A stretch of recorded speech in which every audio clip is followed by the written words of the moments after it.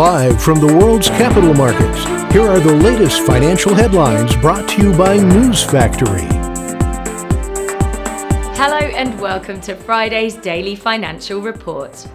The dollar gained 0.3% against the yen in the last session. The stochastic indicator's positive signal is in line with the overall technical analysis. The Bitcoin dollar pair plummeted 3.4% in the last session. The ultimate oscillator is giving a positive signal. The gold dollar pair fell 0.6% in the last session. The Williams indicator is giving a negative signal.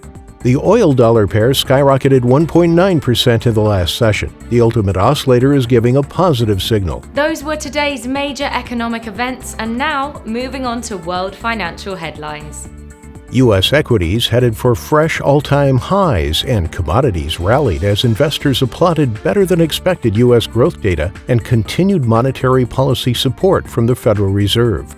A push by Binance, the world's biggest cryptocurrency exchange, to offer tokens tied to the performance of popular U.S. stocks is drawing the attention of Germany's financial regulator.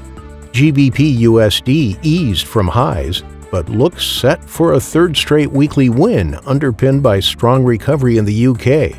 However, the Scottish elections next week pose a risk. And now let's hear what our chief analyst picked up for us today.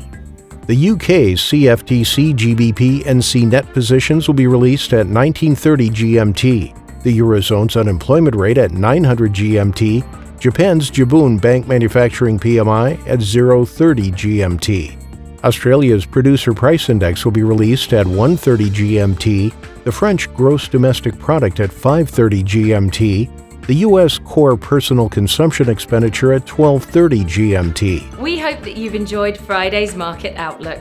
On behalf of all of us here, we wish you a productive trading day.